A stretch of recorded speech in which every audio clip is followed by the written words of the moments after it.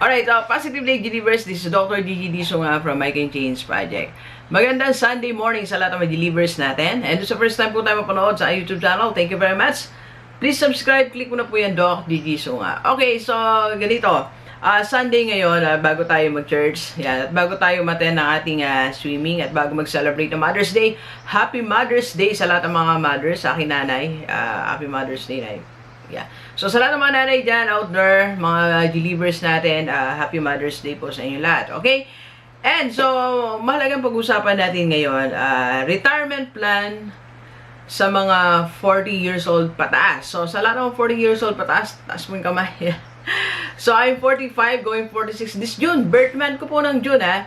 So, sa lahat ng mga gusto akong surprise, so, ang gusto ko lang po ay orange and red balloons. Orange and yellow balloons. So, kasi meron kami office mate na may mag-surprise. Baka mamaya inabangan niya yung aking nag-ispiya na yun kung ano yung gusto kong ma-receive ng aking birthday. Okay? So, yan. June 27 po tayo and I'm 46. So, I'm quite late sa planning ng retirement. Pero anyway, at least, ngayon nakakapag-plan na tayo. Okay?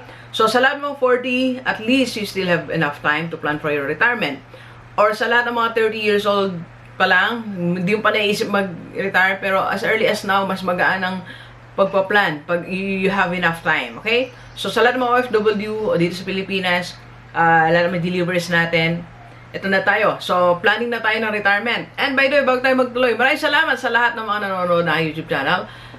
Today, nakita ko yung views. More than 10 million na po tayo. Alright, more than 10 million views. Palakpakan. Thank you very much from my heart. Maraming salamat po sa lahat ng delivers. OFW sa iba't ibang bansa. Binasa ko na yung mga bansa na nanonood sa akin. 20 countries po ata nanonood sa atin. Maraming salamat po sa inyo. Dito sa Pilipinas, thank you very much. Mula estudyante, teacher, principal, mga empleyado, mga may business owners, mga doctor, dentist, pharmacist, mga engineers, attorney. Maraming salamat sa lahat ng mga na-coach natin na doctor, mga nurses. Maraming salamat po sa inyo lahat. Yan, thank you very much for this 10 million views. Yan. So, ang target natin this June sa birthday ko, sana ma-reach na natin yung 100,000 subscribers. Nasa 91,000 na tayo ngayon. So, 9,000 more to go para sa ating target. This June, gusto ko itong June 27 birthday ko, ma-reach ko na po ang 100,000 subscribers. Yan, malakpakan. Salamat kay Lord. Salamat and salamat sa inyo lahat. Okay, so specific retirement plan. So, let's be specific. Okay, maging specific tayo sa yung retirement because retirement is a serious thing. If you don't realize it yet now, you have to sit down at tingnan mo yung sarili mo, mag-retire na ako. Anong mangyayari sa akin? It's a serious matter. Kasi pag nag-retire tayo, lahat ng bahagi ng katawan natin, nag-slow down yan. Yung energy natin bumababa. Yung mga ginagawa mo ngayon, hindi mo naman magagawa. Diba? Limited na pwede natin gawin pag retirement tayo. And second, ang expenses natin napakalaki. So, hindi na nagmamatch ang equation. Okay? Mas lamang na yung expenses kaysa sa in. Diba? So, we need to do something. Ang energy lalo ang pinapaka-worried ko dyan. So, kailangan maging seryoso tayo sa retirement. Life will never be the same again. Pag tayo 50 na, 60 na, it will never be the same again. Kung ngayon you're okay, 50, 60, baka hindi na. Hindi na tayo ganyan kalakas. May mga karamdaman na tayo, di ba? So, hindi ka na pwede mag-isa. Kung ngayon, kaya mo lahat ng sarili mo. Namamalengke, naglalaba, nagtatrabaho, 5 trabaho, mag-isa mo, kaya mo. Pag retired ka na, you can't do it all. Okay? Yun ang senaryo. Dapat makita mo yung senaryo na yun. Okay? Alright? So, dahil ayan ang senaryo, kailangan meron tayong mga specific plans. Okay? Number 1, dapat sagutin mo, anong type of lifestyle ang gusto mo pag retired ka na? Ikaw ba yung may lifestyle na nagta-travel ka na lang, di ba? Pakapi-kapi sa Starbucks, sa Jollibee. Alam mo kasi meron dito sa Urani, Jollibee Urani. Sa lamang taga Urani na nakakita kay Tatang, yung matanda doon. Everyday, nandun siya. Minom ng coffee, tsaka di ko alam kung ano yung pang kasama, pero nakikita ko siya everyday. Yun siguro yung pangarap niya, lifestyle niya, di ba? So, everyday, nasusustain niya yon, di ba? And, like in my, okay, isa pa, sasagutin mo, magre-rent ka ba o meron ka ng bagong bahay, di ba? So, may mga assistant ka ba o mag-isa mo lang o ilan ang katulong mo, di ba? Lifestyle yan eh. Like in my case, like ko sinasabi, ang gusto kong retirement, may bago akong bahay, meron akong Mercedes-Benz or BMW, meron akong driver, meron akong private nurse, meron akong technical assistant, and meron pa akong personal assistant. So, 4 ang casting ko pag retired na. So, imagine yung 4 na yan, pasusweldoin ko. So, yun yung lifestyle na gusto ko. Then, once a month, pupunta ako sa lugar na gusto ko, di ba? So, like that. And baka that time, pwede na tayo mag-coffee, okay? And second, na dapat mong planuin sa iyong retirement, what is that 1 or 2 sources of income na i-retain mo? Remember, hindi pwedeng wala kang trabaho, wala kang source of income, okay? During that time na retired ka na. Hindi lang dahil sa pera, kundi dapat meron ka pa rin ginagawa. Meron ka pa rin pinagkakabisihan, hindi pwedeng wala. Di ba?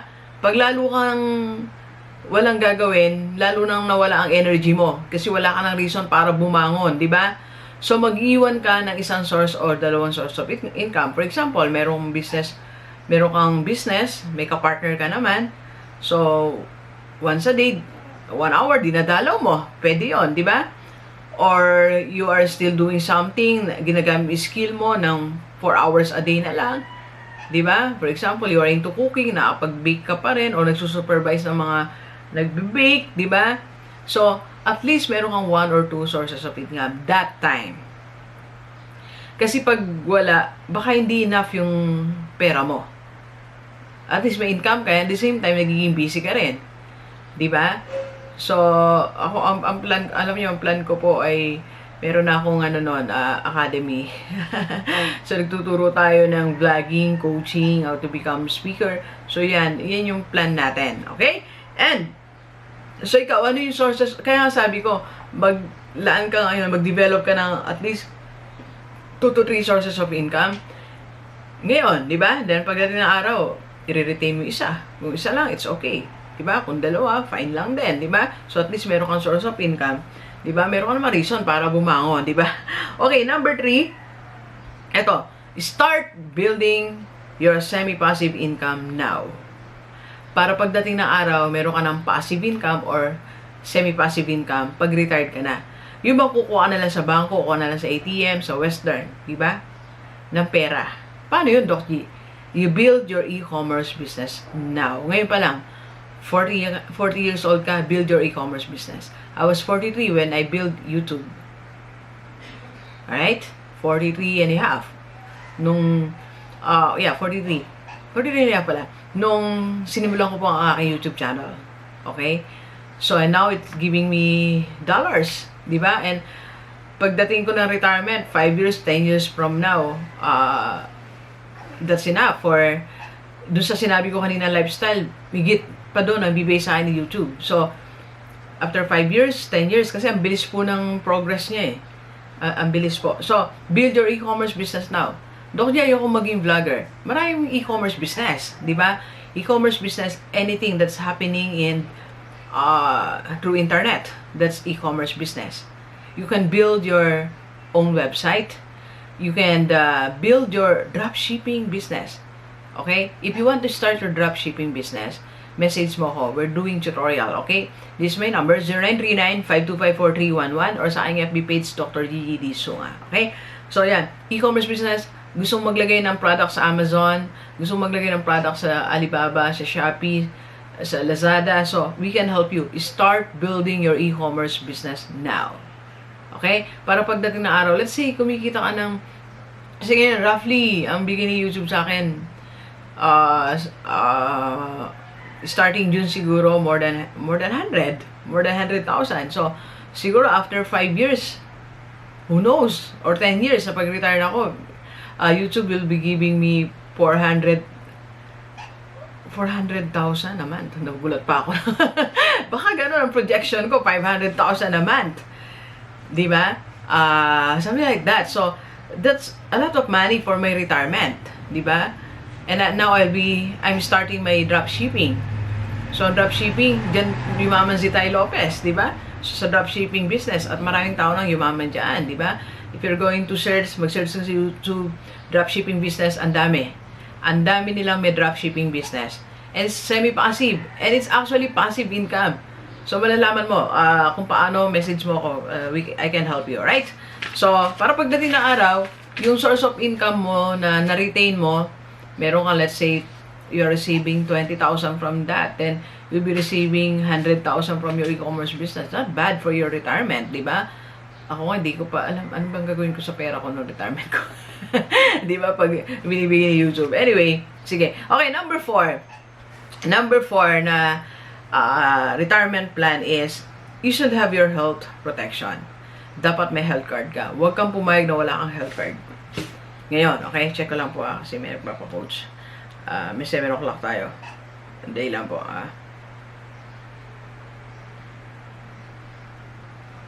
Teka lang, sorry ko. Wait lang po. Naghihintay na. From OFW po to eh. Okay, so, dapat meron kang health card. Okay? So, huwag pumayag na walang health card. Punta ka na agad sa IMG. Okay? Message mo ako. Connecta kay Ma'am Lor Bautista. Kuha ka na ng Kaiser. Alright? So, kumuha po ako niyan. Kahit may health card na ako sa company. Kasi, pag wala ka na sa company, wala na rin health card mo, di ba? So, at least pag retired ka, solo mo yan, sa sarili mo yan. Pag gusto magpa-check up, magpa-confine, magpa-blood chem and everything, may ma-operahan man sa'yo, meron kang card. Okay? Don't forget that. That's very important. Okay? Lalo mga OFW. So, hindi pwedeng matagal ka nagtrabaho dyan pagdating dito. Pag retired ka, hindi ka makapagpa-check up. Pupunta pa ka kay Mayor, papatulong ka pa kay Gob, di ba? So, at least man lang meron tayo itong health card, okay? And, alright. So, number 5, dapat meron ka at least 2 investments. Wag wala ang investment, okay? Yan. Walain ang investment. Dapat meron kang at least 2 investment, okay? So, kung kukuha ka ng health card, may kasama na investment yan, dagdagan mo na rin ng mutual fund sa IMG. Okay? Alright? And, kung nandito ka naman pwede ka rin magkaroon ng Sun Life 3-in-1. Diba? So, and other investment. Or kaya magpunta ka sa bank, mutual funds, UITF, corporate stocks. Diba? And if you want to know more about investment, yan, pwede mo akong message. Hindi ko naintindihan mga investment, pwede mo akong kontakin. I will explain. We can have online coaching. At least, meron kang 2 investment. Diba? So, pag retired ka na, pwede mo nang kuhanin yung 2 na yan, di ba? Lagay mo ulit sa deposit mo sa bank, tapos kunin mo monthly. So, pwede na yan. Kahit hindi ka na mag-invest ulit pag 60 ka na. Yun na, kunin mo na yan monthly sa bank. Mag-budget ka na, monthly. Ito yung kukunin ko from my investment. Kunin buo investment, lagay sa bank, then mag-budget ka monthly. Okay? Alright. And number 6. Number 6, ito, malaga. Plan that one thing that will make you happy. So, ngayon pa lang, ano yung gusto mong gawin na makapagpapasaya sa'yo? Pwede ka na mag-paint, magsulat ng love story, di ba? Mag-picture, mag-photography. Kung anong gusto mong ginagawa na nakapagpapasaya sa'yo, gawin mo. Kasi you have to balance self-fulfillment, happiness, and success for your retirement, ha? Para hindi ka malungkot, para hindi tayo nadidepress. Di ba? Kailangan gumagawa ka ng bagay na nakapagpapasaya sa'yo. Okay? So, ano yon? Alam mo naman yan, di ba? Gawin mo na. Kahit gagastusan mo pa ng 5,000 a month, it's okay. Alright? Kasi masaya ka naman. Okay? And number 7, don't forget your mission in life. Bible study, church activities, di ba? Sunday school, magturo sa mga bata, young people. Don't forget your mission in life. Don't forget your ministry. Tuloy-tuloy lang yon. Pwede mong gawin. Sabi nga ngayon, remember thy Creator in the days of thy youth. Alright? So, ngayon yan, at itutuloy mo yan hanggang retirement. Hindi porke retired ka na, wala ka ng ministry. Okay? So, mas marami ka na ng time nun eh. Diba? Doon ngayon, dapat ginagawa natin mga ministry natin sa buhay. Okay? Don't forget your mission in life. Okay? Alright, so, eto, delivers ang 7. 7 specific plans for your retirement. Okay? So, kung paano gawin, tumatawa na po yung mga aso. Pasensya na. So, I can help you kung nalilito ka or nahihina ka ng loob, di mo lang paano to start, I can coach you. Tawag ka lang sa akin. Okay? So, please share this video sa lahat ng kaibigan mo, OFW, dito sa Pilipinas, para sama-sama tayong mabago tumulad natin buhay. Alright, so thank you very much, Gigi. Enjoy the rest of the day. Yeah? Let's go, let's go!